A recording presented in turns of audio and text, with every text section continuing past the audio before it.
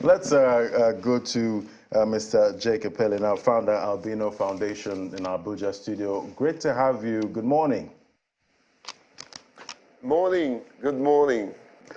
So looking at where we are today, a lot has happened, in the past how many hours now from, the collation centers, and we've had a lot of drama in some of these, centers, and, trying to move forward, now, from your vantage point, what do you think we need to do now, to unite the country? Because we have a lot of, disgruntled contenders out there, talking about how they're not accepting, the results, and how, the election process has been marred with, voter suppression and all of that. So moving forward now, how do we unite the country at this time?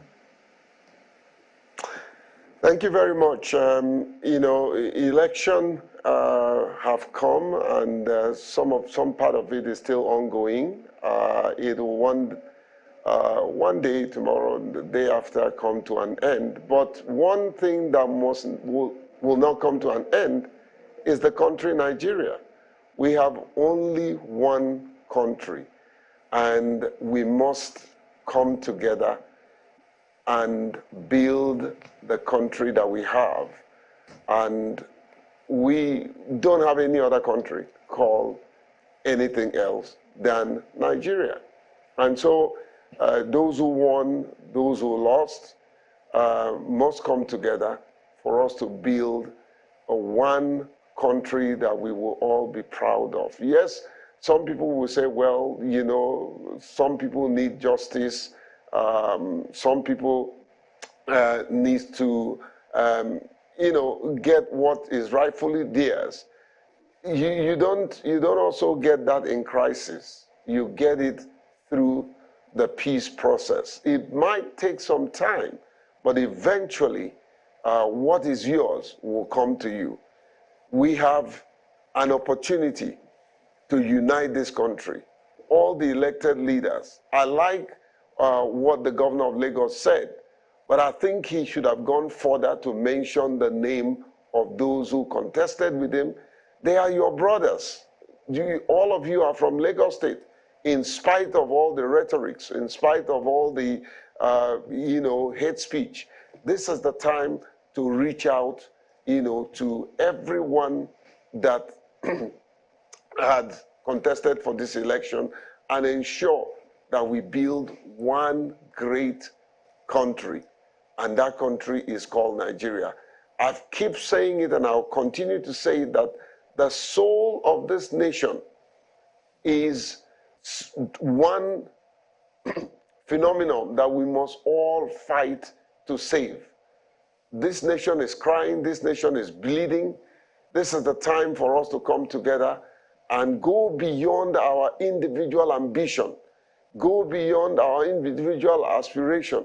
If you truly are patriotic, you want to save the soul of this nation, this is the time to come out, and leaders must understand that sometimes you lose, sometimes you gain, Use the best opportunity which you have right now, to make the most of this moment. You can still go for justice, but go for justice with peace, go for justice with unity, go for justice with ensuring that even at the end of the day, if you win, you will still have a country, or you still have a state that you will be proud to lead. There is no point trying to destroy what is left because you didn't get the position. I am for peace building, and I think it's important now for NGOs like ours. By the way, we changed our name from the Albino Foundation to TAF Africa. It's important for us, all of us, to come together and begin to speak one language, and that language must be peace. That language must be confidence building in our judiciary. I believe that not all the judges are corrupt. I believe that not all police officers are corrupt.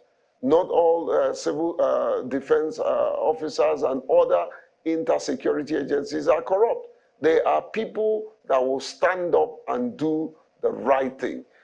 If you ask me, if I'm the Lagos State governor, what should be top of my mind is to start a reconciliatory kind of move.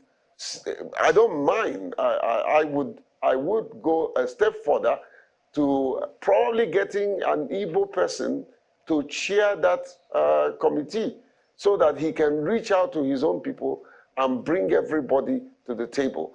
I think the Lagos State governor, you have a responsibility to even have more Igbos, and not only Igbos, you know. And by the way, you understand that I'm not Igbo, but it's important for her to have more Igbos in your cabinet, more Deltans in your cabinet. Lagos is a diverse city, you know, that belongs to everybody, whether you're Yoruba or Igbo or Hausa, you know, it's one country, the former capital of this country, and we must come together to rebuild what has been destroyed, to also reach out to individuals that have been hurt, you know, families that have lost loved ones.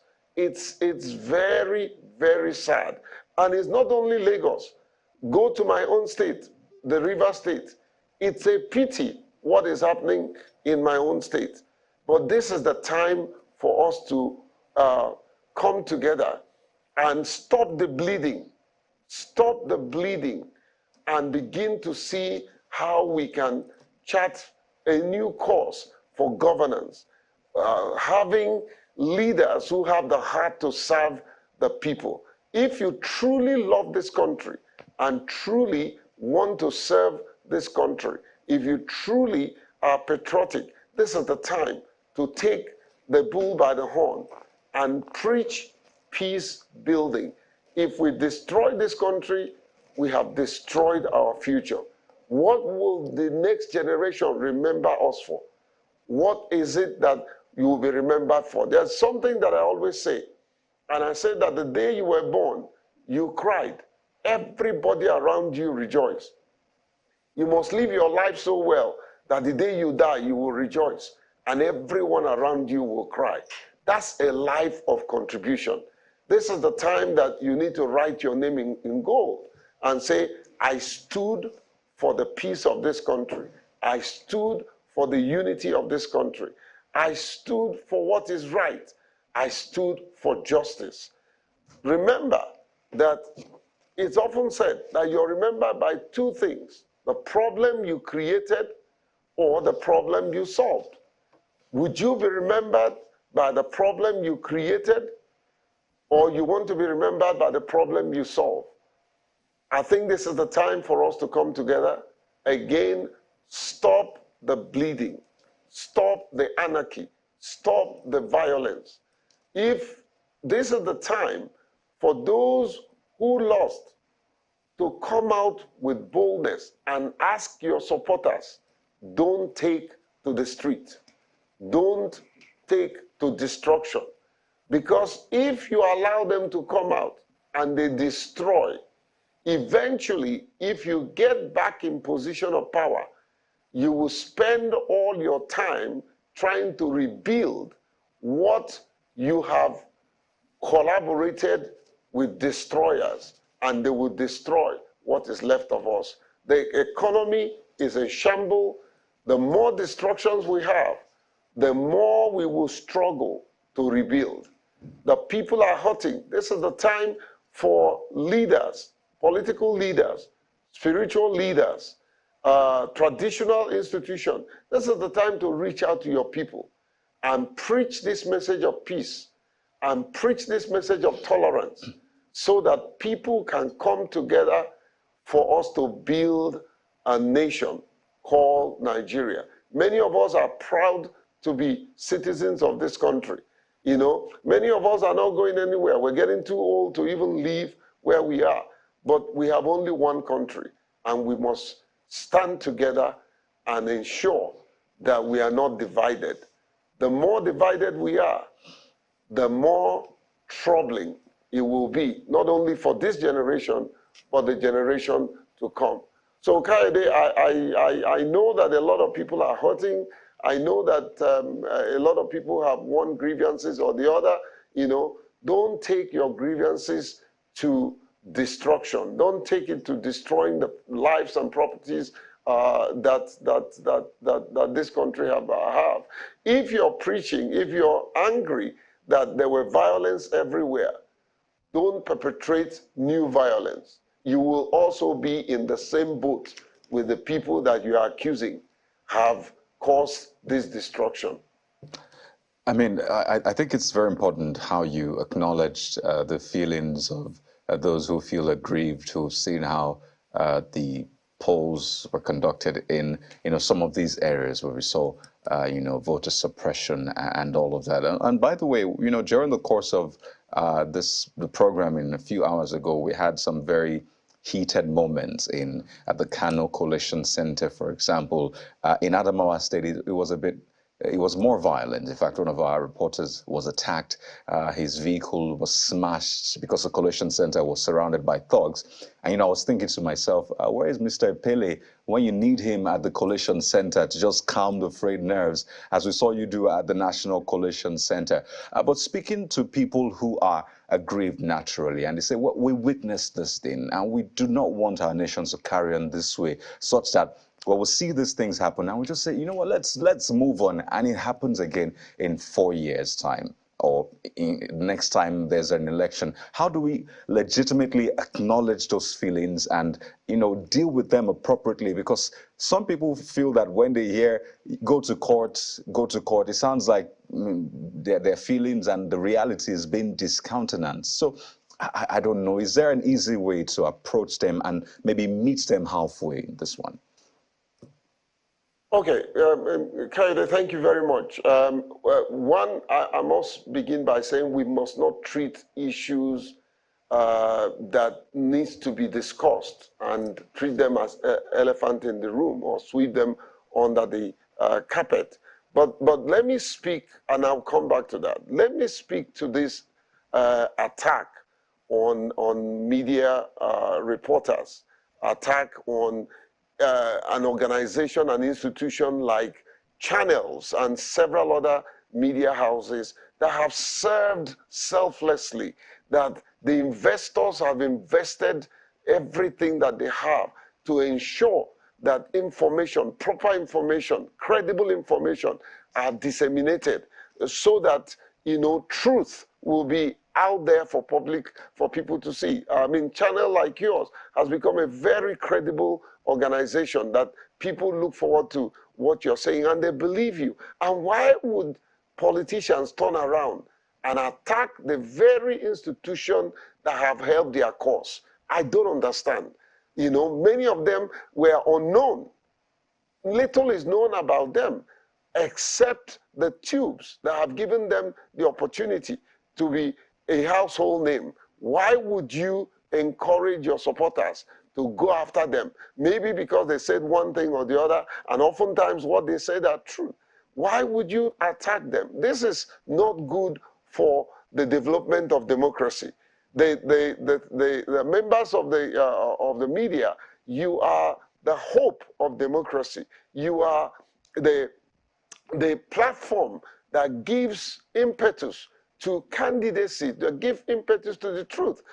Many of us are here and we're watching what is happening in Kano without the televisions, without,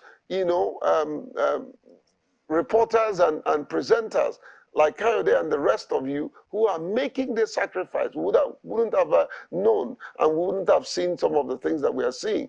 And I think it is important that those who are trying to use their talks to attack the media houses should refrain from it. Not only that, I think also while the security operatives are coming in to investigate and to rescue these reporters, there must be proper justice. Those who attack them must be held accountable. They must be brought to book, And of course, I will also propose that governors or leaders in that particular vicinity should take some responsibility and pay for the cameras that have been destroyed, the vehicle that have been destroyed, hospital bills for these reporters. Many of them are on a meager salary, not because the institution doesn't want to pay them well, but because of the economic crunch. So it's not only for these issues to be discussed and the security operative arresting people at our rescue mission.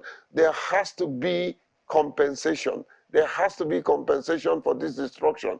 And I'm sure I don't need to educate you, Khalede, how expensive cameras are these days, how expensive vehicles are, even the used vehicles you can buy. And yet, some group of people have taken it upon the media reporters and operators to destroy the very thing that have promoted them. That's evil.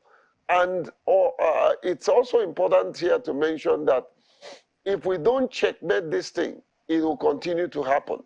Now, in terms of all that is happening and the lesson we need to learn several lessons. We need to look at some of the laws. I'm beginning to think to say that, well, are we sure we will not look at laws that regulates the results process? I like what I saw in Kano, where they had to stop and go back and do a review and then came back to continue the process. I think that's a good thing. I was watching and I saw that, I think, correct me if I'm wrong, that KB state has been suspended. That's a good thing. It simply means that those who are the umpires there are listening to the complaints of the people. Sometimes when you listen to what people are saying and give them the opportunity to say what their grievances are, and then go back and review, it sort of cushions the effects, the negative effects that would have been resulted. So there are a lot of lessons. There are laws and legislation lessons that we need to learn. There are moral lessons that we need to learn. There are collaborative lessons on the part of maybe the NGOs that we need to learn. So there's a whole lot. There's even the media lesson that we need to learn. Some of the reporters, the ingenious way that they were reporting, and sometimes not willing to disclose their location, that's also self-security for them. So there's a whole lot of lessons to learn in all of this. I am sure the 10th National Assembly will begin to look at some of the what the usual language in Nigeria we call lacunas that we need to look at in the Electoral Act, and probably begin an early process of repealing and replacing some of them. But I want to say that here, that we shouldn't even think of trying to repeal or replace the electronic transmission. It has come to stay. What we need to do is to ensure that we have enabling laws, more budget to look at issues around cybersecurity, to look at issues around ensuring that the operators of this technology are well versed with what is obtainable in modern processes of ensuring that this technology work. So there's a whole lot of lesson to learn. My organization, we're looking at some of the things that we did, some of them that we need to up our game. There's a team within my organization that is saddled with watching the process and seeing what are the flaws, what is it that we need to fix. And if a small organization, small but growing organization like ours, would take time and begin to look at how to mitigate some of the crises that we saw in the process, even within internally as an organization. I don't think it's nobody should stop short at making sure that that's also the trend in a wider society. Still trying to get your assessment of the whole, election process at this time. Talking about people with disability, now, what's your general assessment of how they were treated, in the election process? Well, Kayode and colleagues there, Ladi Williams, sir. I was just looking at that clip and several other clips and feed that is coming in from the states and even at the national level.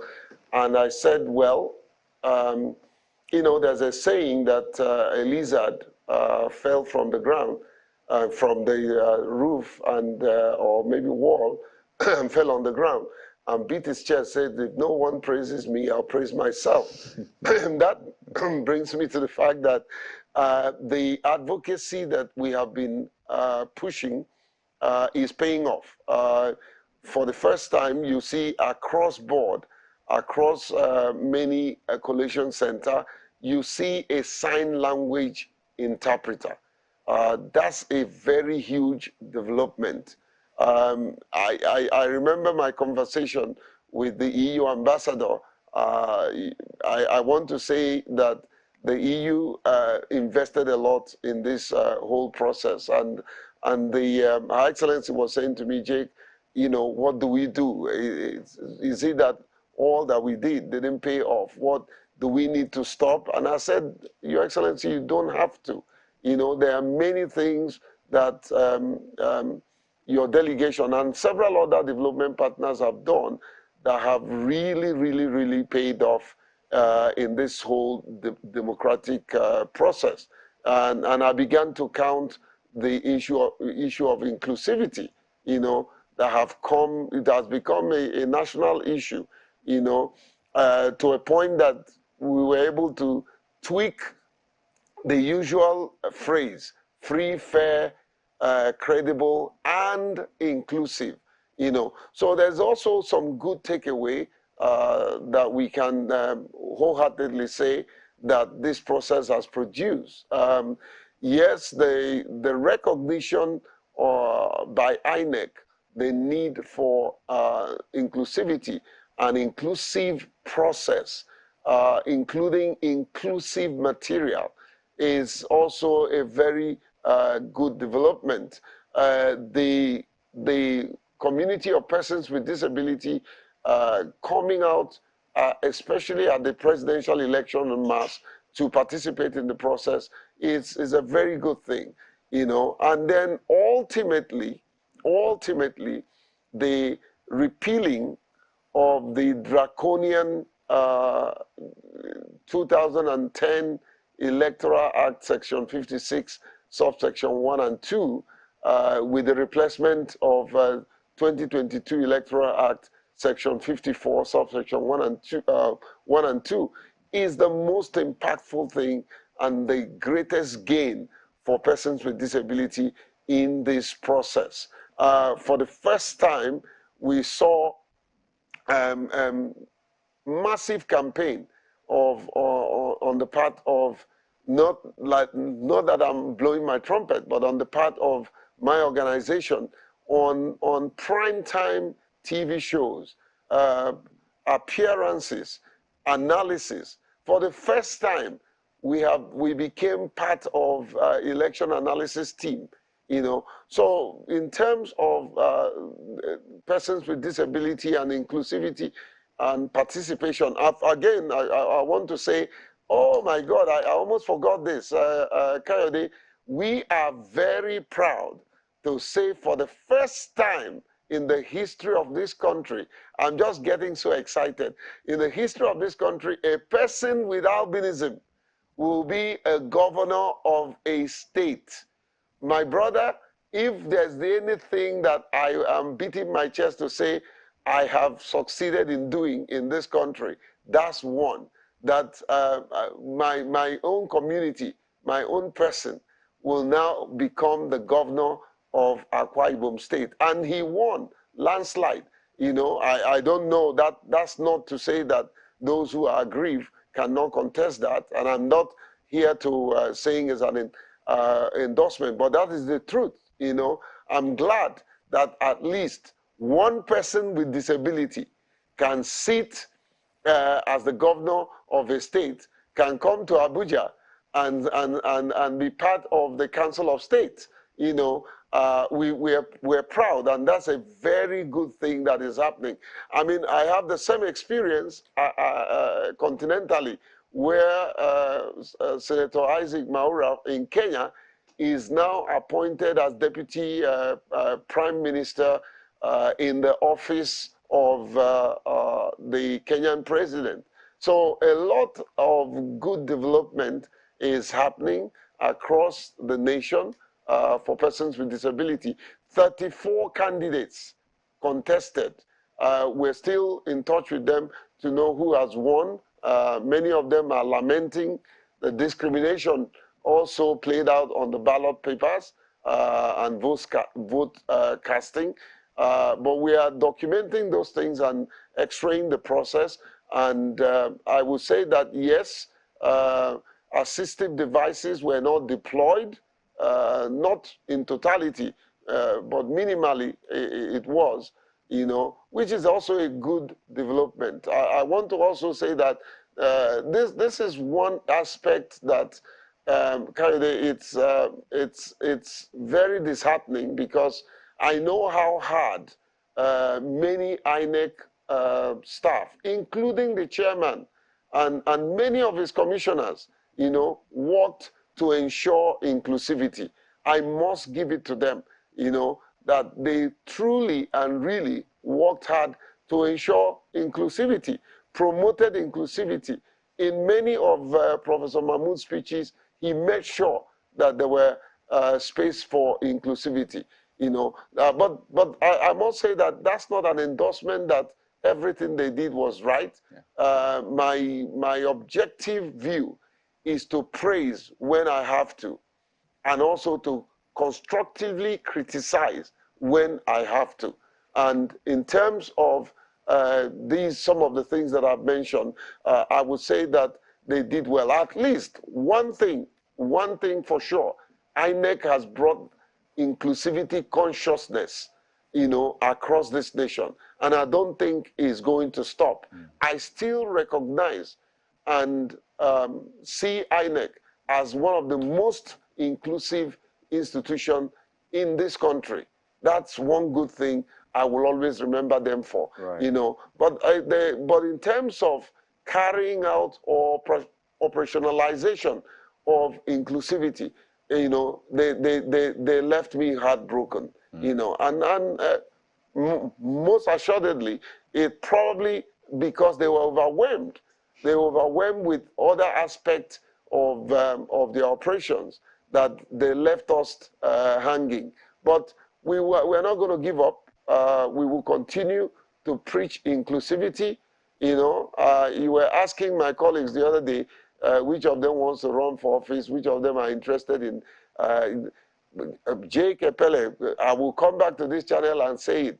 I'm not interested in any appointment. Don't put my name. I will reject it publicly. I'm not interested in any elective office. I have chosen this path to be a kingmaker and a peace builder, and I will continue to do in doing that and to see it come to fruition. You know, so here we are. There's a whole lot of lessons to learn, you know, and I'm glad that even the National Assembly thinking proactively. We have been called to come and make contributions to an inclusive legislative assembly. That's the 10th assembly.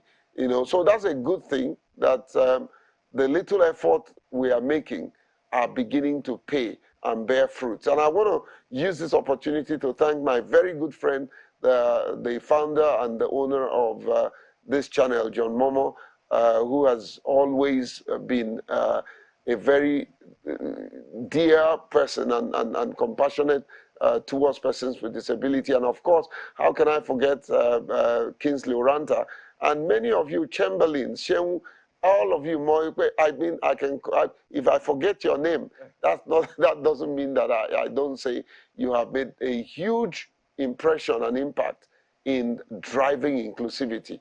But we will continue to do what we are doing and to ensure that people of competence and character and capacity will be in the place of leadership.